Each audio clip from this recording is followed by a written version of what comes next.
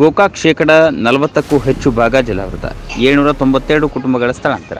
ಬೆಳಗಾವಿ ಜಿಲ್ಲೆ ಗೋಕಾಕ್ ನಗರದ ಅಕ್ಷರಶಃ ಜಲದಿಗ್ಬಂಧನಕ್ಕೆ ಒಳಗಾಗಿದೆ. ಮಹಾರಾಷ್ಟ್ರ ಘಟ್ಟ ಪ್ರದೇಶದಲ್ಲಿ ಹಾಗೂ ಪಶ್ಚಿಮ ಘಟ್ಟ ಅರಣ್ಯ ಪ್ರದೇಶದಲ್ಲಿ ಭಾರೀ ಸುರಿಯುತ್ತಿರುವ ಮಳೆಯಿಂದಾಗಿ ಕರದಂಟು ನಗರಿ ಶೇಕಡ 40ಕ್ಕೂ ಹೆಚ್ಚು ಭಾಗ ಮುಳುಗಡೆಯಾಗಿದೆ. ಘಟಪ್ರಭಾ ನದಿಗೆ 82,000 ಕ್ಯೂಸೆಕ್ಸ್ ನೀರು ಹರಿದು ಬರುವುದರಿಂದ ಘಟಪ್ರಭಾ ಹಾಗೂ ಮಾರ್ಕಂಡೇಯ ನದಿಗಳು ಅಪಾಯ ಮಟ್ಟ ಮೀರಿ ಹರಿಯುತ್ತಿವೆ. ಗೋಕಾಕ್ ಹೊರವಲಯದ ಸೇತುವೆಗಳು ಜಲಾವೃತಗೊಂಡು ನಗರಕ್ಕೆ ಜಲದಿಗ್ಬಂಧನದ ಭೀತಿ ಎದುರಾಗಿದೆ.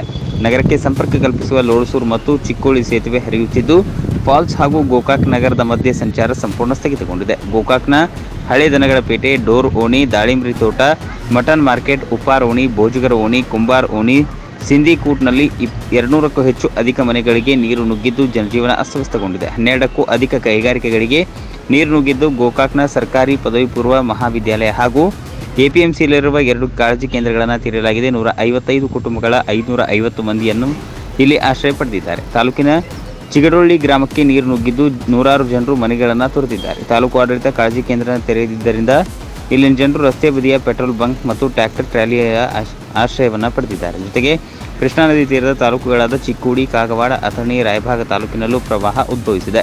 ಘಟಪ್ರಭಾ, ಕೃಷ್ಣಾ, ಮಾರ್ಕಂಡೇಯ, ದೂದ್ಗಂಗಾ, ಹಿರಣ್ಯಕೇಶಿ, ವೇದಗಂಗಾ, ಖಾನಾಪುರ ತಾಲೂಕಿನ ಮಲಪ್ರಭಾ ಸೇರಿ ಜಿಲ್ಲೆಯ ಎಲ್ಲಾ ನದಿಗಳು ಅಪಾಯದ ಮಟ್ಟ ಮೀರಿ ಹರಿಯುತ್ತಿದ್ದು, ಜಿಲ್ಲೆಯ 41 ಸೇತುವೆಗಳು ಮುಳುಗಡೆಯಾಗಿವೆ. ಜೊತೆಗೆ ಜಿಲ್ಲೆಯ 232 ಗ್ರಾಮಗಳಿಗೆ ಪ್ರವಾಹದ ಆತಂಕ ಎದುರಾಗಿದ್ದು, ನದಿ ತೀರದಲ್ಲಿನ 20 ಪ್ರವಾಹ ಪೀಡಿತ ಗ್ರಾಮಗಳಲ್ಲಿನ 792 ಕುಟುಂಬಗಳನ್ನು ಕಾಳಜಿ ಕೇಂದ್ರಕ್ಕೆ ಸ್ಥಳಾಂತರಿಸಲಾಗಿದೆ. 2427 ಸಂತ್ರಸ್ತರು ಕಾಳಜಿ ಕೇಂದ್ರದಲ್ಲಿ ಆಶ್ರಯ ಪಡೆದಿದ್ದಾರೆ.